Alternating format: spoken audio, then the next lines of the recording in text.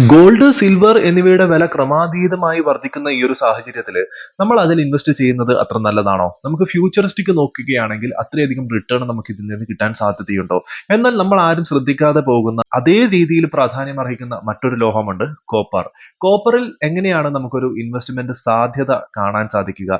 ഈ വീഡിയോയിൽ പ്രധാനമായും ഞാൻ കവർ ചെയ്യുന്നത് 3 കാര്യങ്ങളാണ്. എവിടെയാണ് കോപ്പറിന്റെ ആവശ്യകത വർദ്ധിക്കുന്നത്? രണ്ടാമത്തത്, കോപ്പർ ഇനിയുള്ള ഒരു ഗോൾഡ് ആകാൻ സാധ്യതയുണ്ടോ?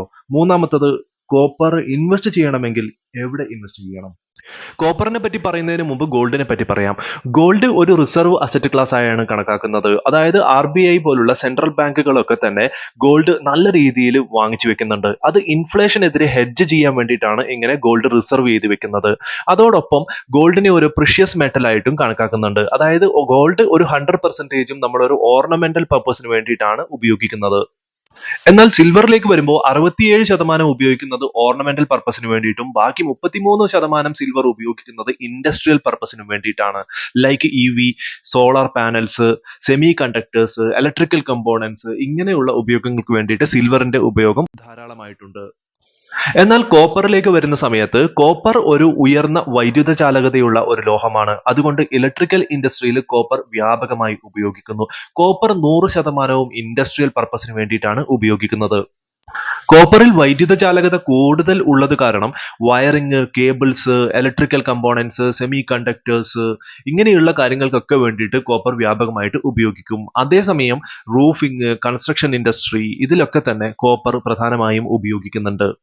ജിയോളജിക്കൽ സർവേ പ്രകാരം ലോകത്തിൽ ഏറ്റവും കൂടുതൽ കോപ്പർ ഉൽപ്പാദിപ്പിക്കപ്പെടുന്നത് ചിലി, പെറു തുടങ്ങിയ രാജ്യങ്ങളിൽ നിന്നാണ്. എന്നാൽ അവിടുത്തെ പുതുക്കിയ നിയമങ്ങൾ കോപ്പറിന്റെ ഉൽപ്പാദനം ഗണ്യമായി കുറയ്ക്കുന്നു. ഇത് ഇന്ത്യയിൽ കോപ്പർ മാനുഫാക്ചർ ചെയ്യുന്ന കമ്പനികൾക്ക് ഗുണം ചെയ്യും.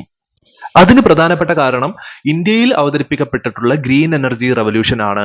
ഇതിൽ ഏറ്റവും കൂടുതൽ റിന്യൂവബിൾ എനർജി സെക്ടറിൽ കോപ്പറിന്റെ ഉപയോഗം ഉണ്ട്.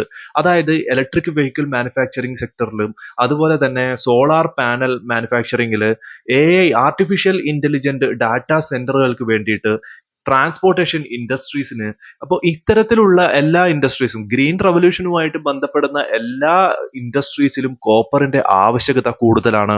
ഈ ഒരു സാഹചര്യം കോപ്പറിന്റെ ഡിമാൻഡ് വർദ്ധിപ്പിക്കുകയാണ് ചെയ്യുന്നത്. സെക്കൻഡ് പോയിന്റിലേക്ക് വന്നു കഴിഞ്ഞാൽ 2023 കണക്കനുസരിച്ചിട്ട് കോപ്പറിന്റെ 32% ആവശ്യകതയും വരുന്നത് ഇലക്ട്രിക് ആൻഡ് ഇലക്ട്രോണിക് എക്യുപ്മെന്റ്സിന്റെ ഉപയോഗത്തിന് വേണ്ടിയിട്ടാണ്. അതായത് KEI, പോളിക്യാബ് പോലുള്ള വയറിംഗ് കമ്പനികൾ, വയർ മാനുഫാക്ചറിംഗ് കമ്പനികൾ ഏറ്റവും കൂടുതൽ ഉപയോഗിക്കുന്നത്, അതായത് അവരുടെ ടോട്ടൽ കോസ്റ്റിന്റെ 45 മുതൽ 50% വരെ ഉപയോഗിക്കുന്നത് ഈ പറഞ്ഞ കോപ്പറിന് വേണ്ടിയിട്ടാണ്. ഇന്ത്യയിൽ ഉപയോഗിക്കുന്ന ടോട്ടൽ കോപ്പറിന്റെ ഡിമാൻഡിലെ ഏകദേശം 32% ഇലക്ട്രിക്കൽ ആൻഡ് ഇലക്ട്രിക് എക്യുപ്മെന്റ്സിന് വേണ്ടിയിട്ടും അതുപോലെ തന്നെ 43% ബിൽഡിംഗ് കൺസ്ട്രക്ഷൻസിനും അതുപോലെ ഇൻഫ്രാസ്ട്രക്ചറിനും വേണ്ടിയിട്ടാണ് ഉപയോഗിക്കപ്പെടുന്നത്.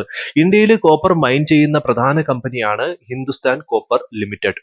ഈ കമ്പനി അടുത്ത 5 വർഷത്തിനുള്ളിൽ കോപ്പർ മൈനിങ്ങിന് വേണ്ടിയിട്ട് ഏകദേശം 2000 കോടി രൂപയാണ് മാറ്റിവെച്ചിരിക്കുന്നത്. കോപ്പർ മൈൻ ചെയ്യുന്നതിന് പുറമെ ഏകദേശം 40%-ഓളം കോപ്പറും റീസൈക്കിൾ ചെയ്തിട്ടാണ് കോപ്പർ യൂസ് ചെയ്യുന്നത്. Hindustan Copper Limited, Hindalco, Adani Enterprises, Vedanta എന്നിവയൊക്കെയുള്ള കമ്പനികളൊക്കെ തന്നെ കോപ്പറുമായി ബന്ധപ്പെടുന്ന കമ്പനികളാണ്. കോപ്പർ മൈൻ ചെയ്യുന്നതും അതുപോലെ തന്നെ കോപ്പർ റീസൈക്കിൾ ചെയ്യുന്നതുമായിട്ടുള്ള കമ്പനികളാണ്. എങ്ങനെ നമുക്ക് കോപ്പറിൽ ഇൻവെസ്റ്റ് ചെയ്യാൻ സാധിക്കും? കോപ്പറിൽ ഇൻവെസ്റ്റ് ചെയ്യാൻ വേണ്ടിയിട്ട് നമുക്ക് നേരിട്ട് സ്റ്റോക്ക് മാർക്കറ്റ് വഴി ഇൻവെസ്റ്റ് ചെയ്യാം. സ്റ്റോക്ക് മാർക്കറ്റിൽ ലിസ്റ്റഡ് ആയിരിക്കുന്ന കോപ്പർ ബേസ്ഡ് ആയിട്ടുള്ള കമ്പനികളിൽ നമുക്ക് ഇൻവെസ്റ്റ് ചെയ്യാൻ സാധിക്കും. അതായത് Hindustan Copper Limited, Adani Enterprises, Hindalco, Vedanta എന്നിങ്ങനെയുള്ള കമ്പനികളൊക്കെ തന്നെ കോപ്പറുമായി ബന്ധപ്പെട്ട കമ്പനികളാണ്.